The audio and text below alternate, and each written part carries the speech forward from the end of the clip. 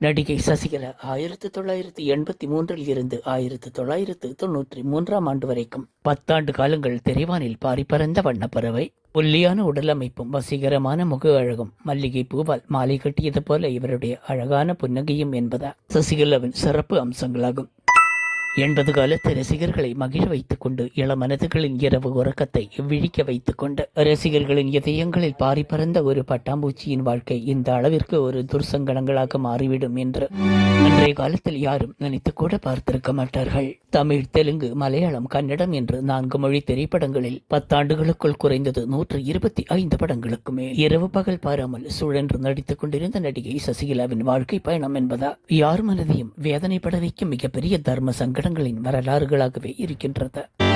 மனதை கணக்க வைக்கும் அவருடைய கதையை கேட்பதற்கு முன்பாக அவர் நடித்த தமிழ் திரைப்படங்களின் சுவாரஸ்ய செய்திகளை பார்த்துவிடலாம். கன்னட மொழியின் கர்நாடக மாநிலத்தின் தலைநகரான பெங்களூரை சுதேசமாக கொண்டவர். இவருடைய அம்மா சுலோச்சனா கன்னட மொழியை சேர்ந்தவராக இருந்தாலும் இவருடைய தந்தை மல்கோத்ரா பஞ்சாப் மாநிலத்தைச் சேர்ந்த ஒரு கலப்பு திருமண தம்பதிகளாக இருந்தார்கள். இவருடைய இயற்பெயர் சசிகோல் மல்கோத்ரா. அதை சசிகலா என்று மாற்றி வைத்தது 80 காலத்து பிரபல இயக்குநராக இருந்த நம்ம நடிகர் மணிவண்ணன் அவர்கள்தான். இவருடைய தந்தை மல்கோத்ரா அவர்கள் ஒரு துணி வியாபாரம் செய்யும் ஒரு எக்ஸ்போர்ட் கம்பெனியை நடத்தி வந்தார். அந்த வியாபார நிமித்தமாகத்தான் தமிழகத்தின் தலைநகரான சென்னை பட்டணத்தின் தங்கசாலை என்ற இடத்துக்கு குடிபெயர்ந்தார்கள். சசிகலாவின் பள்ளி படிப்பு என்பது சென்னையில் தான் அரங்கேறியது. பள்ளி காலங்களிலிருந்தே ஓவியம், நடனம் என்று இவருக்கு மிகுந்த கலையில் மிகுந்த ஆர்வம் இருந்தது. நல்ல திறமையுடன் கூடிய ஒரு அழகுமயிலாக இருந்ததனாலோ என்னவோ திரையுலகுக்கு முயற்சி செய்யலாம் என்று எடுத்த முடிவுகள் இவருக்கு அதிகமாக சிரமங்களை ஏற்படுத்தவில்லை.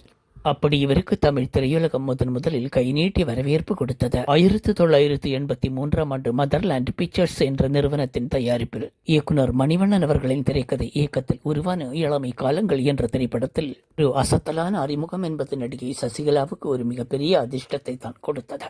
இந்த திரைப்படத்திற்கு இசைஞானி இளையராஜா இசையமைத்திருந்தார். இதில் கதாநாயகனாக நடிகர் மோகன் அவர்களும் இன்னொரு கதாநாயகியாக நடிகை ரோகிணி அவர்களும் நடித்திருந்தார்.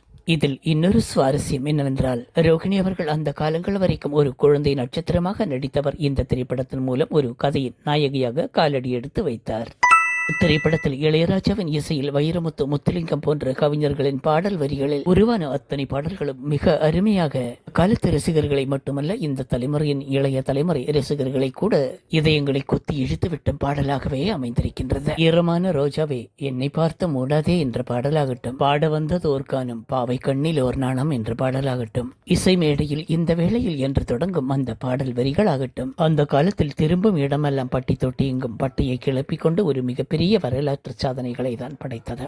நடித்த முதல் திரைப்படமே மிகப்பெரிய விஸ்வரூப வெற்றி அடைந்ததால் நடிகை சசிகலாவுக்கு தமிழ் திரையுலகம் என்பது ஒரு மிகப்பெரிய வரவேற்பை தான் கொடுத்தது. வரிசையாக தொடர்ந்து வந்த திரைப்பட வாய்ப்புகள் என்பது இவருடைய வீட்டு வாசலில் வந்து கைகட்டி நின்றது.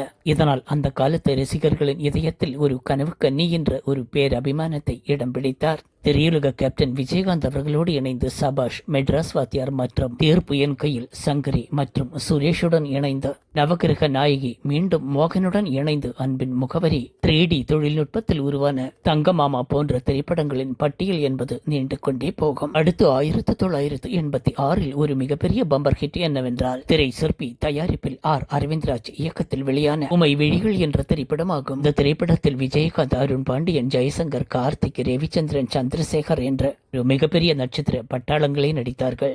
இந்த திரைப்படம் என்பது தென்னிந்திய மொழிகளில் பல மொழிகளிலும் மொழிமாற்றம் செய்து கொண்டு மிகப்பெரிய சகாப்த வரலாறுகளை தான் படைத்துக் கொண்டு போனது. இந்த திரைப்படத்தில் ஆபாவாணன், மனோஜ் கியான் என்ற 2 இசையமைப்பாளர்கள் கூட்டணியோடு இசையமைத்திருந்தார்கள். இந்த திரைப்படத்தில் ஒவ்வொரு பாடல்களையும் செதுக்கி எடுத்த அழகு என்பது நம்மால் வார்த்தைகளால் விவரிக்கவே முடியாத. தோல்வி நிலையென நினைத்தால் நீ வாழ்வை நினைக்கலாமா, மனித வாழ்க்கைக்கே ஊக்கத்தை கொடுத்து நம்மை மெய்சிலிருக்க வைத்த அந்த பாடலை இன்றளவும் யாரால் தான் மறந்துவிட முடியும். கண்மணி நில்லு, காரணம் சொல்லு என்று அருண் பாண்டியனுக்கும் கோகிலாவுக்கும் கொடுக்கப்பட்டிருக்கும் அந்த பாடலைத்தான் மறந்துவிட முடியுமா? நிலை மாறும் உலகில் நிலைக்குமென்ற கனவில் வரும் அந்த பாடலைத்தான் மறந்துவிட முடியுமா என்ன? ராத்திரி நேரத்து பூஜையில், ரகசிய தரிசன ஆசையில் என்று நடிகை டிஸ்கோ சாந்தி அவர்களின் நடனத்தில் வரும் அந்த பாடலை யார் மறப்பார்கள்? மட்டுமல்ல, நடிகை சசிகலாவும் கார்த்திக்கும் இணைந்து பாடும் மாமரத்து பூ எடுத்து மஞ்சமன்று போடவா என்று வரும் அந்த பாடல் மட்டுமல்ல, அந்த பாடலில் வரும் காட்சிகளில் ஒவ்வொரு ஃப்ரேமும் அவ்வளவு மனதிற்கு இனிய காட்சிகளாக அதை கிறங்கடிக்க வைக்கும் காட்சிகளாக அமைந்தது. அதை இன்றளவுக்கும் கூட எத்தனை முறை வேண்டுமானாலும் பார்த்தாலும் சலிக்காத பாடலாக இருக்கின்றது. இதை தவிர நடிகை சசிகலாவுக்கு இன்னொரு மிகப்பெரிய பம்பர் ஹிட் ஒன்று காத்து கிடந்தது. என்னவென்றால் 1987 ஏவிஎம் தயாரிப்பு நிறுவனத்தில் தயாராகி கொண்டு வெளிவந்த ஷங்கர் குரு என்ற திரைப்படமாகும். இந்த திரைப்படம் கூட தென்னிந்திய முழுவதும் மொழிமாற்றம் செய்து கொண்டு மிகப்பெரிய சாதனை வரலாறுகளை படைத்த திரைப்படமாக அமைந்தது. இந்த திரைப்படத்தில் இசையமைத்திருந்தவர் இசையமைப்பாளர் சந்திரபோஸ் அவர்கள். இந்த திரைப்படத்திலும் நடிகை சசிகலாவுக்கு ஒரு பம்பர் ஹிட் பாடல் காட்சி ஒன்று அமைந்திருந்தது. காக்கி சட்டை போட்ட மச்சான் களவு செய்ய கண்டம் வச்சான் என்று வரும் அந்த கொத்து பாடல் காட்சிகள் என்பது நீண்ட காலம் ரசிகர்களிடையே ஒரு மிகப்பெரிய குதூகலத்தை ஏற்படுத்திவிட்டு போன பாடலாக இருந்தது. இந்த பாடலை பாடியவர்கள் மலேசியா வாசுதேவன், எஸ்பி ஷைலஜா அவர்கள். இதை தவிர எஸ்பி பாலசுப்ரமணியம், எஸ் ஜானகி குரலில் ஒலித்த என்ன பத்தி நீ என்ன நினைக்கிறே என்ற பாடல் என்பது இளம் மனதுகளுக்கு மிகப்பெரிய குதூகலத்தை தான் கொடுத்தது. குட்டி நடிகை பேபி சாலினிக்காக இடம்பெற்ற பாடல் என்பது சின்ன சின்ன பூவே கண்ணால் பேசு போதும் என்ற பாடலானது ரசிகர்களின் மனதில் ஒரு மயிலிறகாய் வருடி சென்றது என்பதை யாரால் தான் மறந்துவிட முடியும். மற்றும் 1989 ஆண்டு சிவாஜி புரொடக்ஷன்ஸ் தயாரிப்பில் இயக்குனரும் நடிகருமாக இருந்த பிரதாப் போத்தன் இயக்கத்தில் வெளிவந்த வெற்றி விழா என்ற திரைப்படம் நடிகை சசிகலாவுக்கு ஒரு மெகா ஹிட் திரைப்படமாகவே அமைந்திருந்தது. நடிகர் கமல்ஹாசன் அவர்களும் பிரபுவும் இணைந்து கொண்டு ரசிகர்களின் பொழுதுபோக்கு நிமிடங்களை வெற்றி விழா நிமிடங்களாக்கிய மிகப்பெரிய வெற்றி அடைந்த இந்த படத்தில் இளையராஜாவின் இசையிலும் வாலியின் கிளுகிளுப்பான வரிகளிலும் பி பாலசுப்ரமணியம் பாடகி சித்ரா அவர்களின் குரல்களில் ஒலித்த மார்கோ மார்கோ மார்கழி என்ற துள்ளிசை பாடலில் கமலுடன் இணைந்து கொண்டு துள்ளி குதித்து ஆடிக்கொண்டு ரசிகர்களின் இதயங்களை மெய்சிலிருக்க வைத்தவர் நடிகை சசிகலா அவர்கள். இது வசூலில் மிகப்பெரிய சாதனை படைத்துவிட்டு போன படமாகும். சிவாஜியுடன் ஞானப்பறவை, ராம்கியுடன் என் பொட்டுக்கு சொந்தக்காரன், நடிகை ஸ்ரீபிரியா தயாரித்து இயக்கிய நானே வருவேன் என்ற திரைப்படமும், கார்த்திக்குடன் உன்னை நினைத்தேன் பாட்டு படித்தேன் என்ற திரைப்படமும், காலத்தின் கதைகள் என்பது சசிகலாவின் திரைப்பயணம் என்பது அழகாகத்தான் கடந்து வந்தது. இப்படி இவர்கள் கடைசியாக நடித்த திரைப்படம் என்பது 1992 சரத்குமாரோடு இணைந்து ஓர் மரியாதை என்ற திரைப்படம் என அறியப்படுகின்றது. நடிகை சசிகலாவை பொறுத்தவரை அவர் என்னதான் திரையுலகில் அழகான கதாநாயகர்களோடு ஆடிப்பாடி நடித்திருந்தாலும் கூட யார் மீதும் காதல் வயப்படாமல் தன் கண்ணியத்தை கடைபிடித்து தாய் சொல்லை தட்டாதே என்பதைப் போலத்தான் குடும்பத்துக்கு அழகிய ஒரு அழகுமயில் என்று நிரூபித்த ஒரு நிகழ்வு என்னவென்றால், அப்பா அம்மா பார்த்த மாப்பிள்ளையை கைப்பிடித்து சமூகத்தில் நல்ல பெயர் எடுத்ததுதான். பெற்றோர்கள் தன் மகளுக்கு தேடி கொடுத்தது என்னவோ அழகான அமெரிக்க மாப்பிள்ளைதான். அந்த அமெரிக்க வாழ்க்கை தன் கணவரோடு கண்டு கழிக்க நடிகை சசிகலா அவர்கள் மனதில் மிகப்பெரிய கனவு கோட்டைகளை கட்டிக்கொண்டார். ஆனால் அது தன் கழுத்தையே நிறுத்திவிடப் போகிறது என்பது நடிகை சசிகலாவுக்கு அப்போது புரியவில்லை.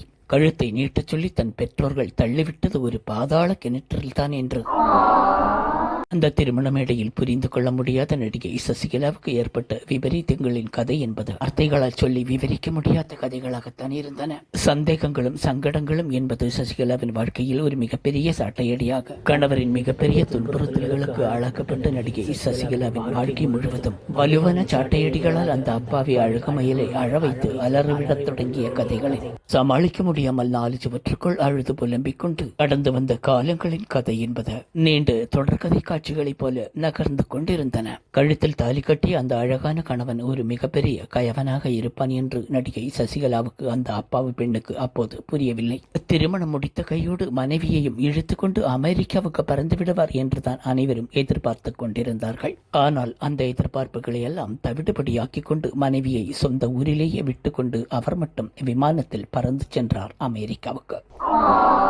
தன் அவ்வப்போது அமெரிக்காவுக்கு பறந்து சென்று ஒரு மிகப்பெரிய விட்டலாச்சாரியா கதையையே அரங்கேற்றி வந்தார் அந்த கணவர். இதில் என்ன ஒரு துர்சங்கடம் என்றால், ஒரு சினிமா நடிகையை கல்யாணம் பண்ணினா அவன் நிறைய சொத்து வச்சிருப்பா, இனிமே அந்த சொத்தெல்லாம் நமக்கு தான் என்றெல்லாம் எண்ணிக்கொண்டுதான் சசிகலாவின் கழுத்தில் தாலியை கட்டினாரோ என்னவோ தெரியவில்லை. ஆனால் அந்த இடத்தில் தான் சசிகலாவின் பெற்றோர்கள் படு சுதனமாக நடந்து கொண்டது என்னவோ ஒரு மிகப்பெரிய புத்திசாலித்தனத்தை தான் காட்டுகின்றது. அவளுக்குன்னு சேர்த்து வச்ச எல்லாத்தையும் வரதட்சணையா எப்பயே நம்ம கொடுத்துட வேண்டாம், பொண்ணு அவன் எப்படி பாத்துக்கிறான்னு பார்த்துட்டு அப்புறமா செஞ்சுக்கலாம். யோசிக்காமல் எல்லாத்தையும் அள்ளி கொடுத்திருந்தால் கூட அது ஒரு பாழும் கிணற்றில் போட்ட கல்லாகத்தான் மாறி போயிருக்கும் என்பதில் எந்த ஒரு சந்தேகமும் இல்லை. எதிர்பார்த்த சொத்தும் பணமும் நிறைய கிடைக்காத காரணத்தினாலோ என்னவோ சசிகலாவை அமெரிக்காவுக்கு அழைத்து செல்லாததற்கு காரணம் இதுதானோ என்னவோ தெரியவில்லை. இருந்தாலும் இதிலிருந்து புரிந்து கொண்டது அவர் எதிர்பார்த்தது பணத்தையும் சொத்தையும் மட்டும்தான், மனைவியை அல்ல என்று. இப்படித்தான் கதையும் காட்சிகளும் என்பது மாப்பிள்ளையின் தனிநிறம் என்னவென்று வெளியில் தோலுரித்து காட்ட ஆரம்பிக்க தொடங்கின. தான் அமெரிக்காவிலிருந்து வந்து போகும் சில நாட்களில் ஏற்பட்ட தாம்பத்திய உறவில் சசிகலா அவர்கள் 2 ஆண்மகனும் ஒரு பெண் பிள்ளையும் என்று 3 பிள்ளைகளை பெற்றெடுத்தார். கணவர் அமெரிக்காவிலிருந்து வரும்போதெல்லாம் தனக்காகவும் தன் பிள்ளைகளுக்காகவும் ஏதாவது வாங்கி கொண்டு வருவார், ஏதாவது சேர்த்து வைத்திருப்பார் என்றெல்லாம் எதிர்பார்த்து கொண்டு காத்து கொண்டிருந்தார். ஆனால் நடிகை சசிகலாவுக்கு கிடைத்ததெல்லாம் எழுதி வைக்கக்கூடிய தொடர்கதைகள் போல சந்தேகத்தின் பெயரில் ஏற்பட்ட துன்புறுத்தல்களின் உச்சகட்ட காட்சிகளாக நடிகை சசிகலாவின் வாழ்க்கையை ஒரு நரகமாக்கிக் கொண்டு அவர் சிந்திய கண்ணீர் துளிகளின் கதைகளுக்கு முற்றுப்புள்ளியை தேட வேண்டியிருந்தது. அந்த தங்குவதோ சில நாட்கள் மட்டும்தான். ஆனால் அந்த சில நாட்களிலும் கூட மனைவியிடமும் சரி அல்லது பெற்றெடுத்த பிள்ளைகளிடமும் சரி அன்பு காட்டுவது என்றால் என்ன அர்த்தம் என்று அந்த மனிதனிடம் தேட வேண்டியிருந்தது. மனைவியை மட்டும் துன்புறுத்தினால் பரவாயில்லை, ஆனால் அந்த பிஞ்சு மழலைகள் என்ன பாவம் செய்தார்கள்? புட்டும் பொட்டும் புரியாத அந்த பிஞ்சு மழலைகளை யாருக்கோ பிறந்த பிள்ளைகளைப் போல அந்த பிள்ளைகளிடம் காட்டும் கோபமும் செயல்பாடுகளும் என்பது எந்த மனதாலும் தாங்கிக் கொள்ள முடியாது என்று நடிகை சசிகலா அவர்கள் சில உரையாடல்களில் வெளிப்படுத்தி இருந்தார். அதோடு மட்டும் நின்றுவிட்டதா என்று கேட்டால் இல்லை.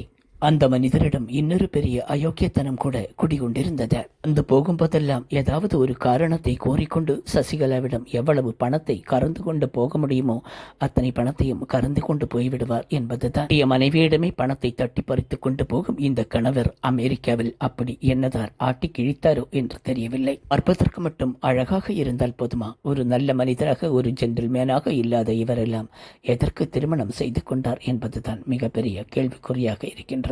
சேர்ந்து வாழ்ந்ததோ 10 ஆண்டுகள். ஆனால் அந்த 10 ஆண்டுகளுக்குள் 10 முறை தற்கொலை முயற்சி செய்திருக்கிறார் நடிகை சசிகலா அவர்கள். நான் போயிட்டா இந்த குழந்தைங்களை யாரு பார்த்துப்பா? இந்த அப்பா ஏறெடுத்து கூட பார்க்க மாட்டாரு. குழந்தைங்க 3 முச்சந்தில நிப்பாங்க.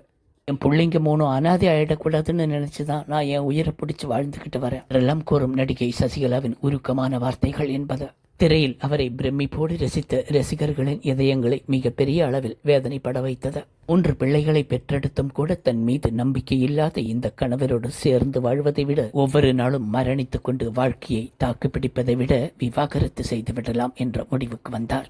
ஒரு கட்டத்தில் சட்டப்பூர்வமாக அந்த கணவரிடமிருந்து விவாகரத்து பெற்றார். சந்தேக கூடி என்பது திருமண வாழ்க்கையில் ஏற்படும் ஒரு சந்தோஷ கேடு என்று சொல்வார்கள். புரிந்து கொள்ள தகுதி இல்லாதவர்கள் யாராக இருந்தாலும் சரி, அது ஆணாக இருந்தாலும் சரி, இல்லை பெண்ணாக இருந்தாலும் சரி, வாழ்க்கையில் வரும் திருமணம் என்ற இந்த ஒரு சம்பிரதாயத்தை பற்றி அவர்கள் நினைத்தே பார்க்க கூடாது. கலையையும் சினிமாவையும் புரிந்து கொள்ள முடியாத ஒரு சில அரக்கமனம் கொண்டவர்கள் நீ அப்படி நடிச்சவதானே, இப்படி நடிச்சவதானே என்றெல்லாம் கூறிக்கொண்டு மனைவியை துன்புறுத்தும் குணம் கொண்டவர்கள். இப்படிப்பட்டவர்கள் எல்லாம் எதற்காக ஒரு நடிகையை திருமணம் செய்து கொள்கிறார்கள்? கூழுக்கும் ஆசை, மீசைக்கும் ஆசை என்பதைப் போல பணத்துக்கும் சொத்துக்கும் ஆசைப்பட்டு கொண்டு தாலியை கட்டிவிடுகிறார்கள்.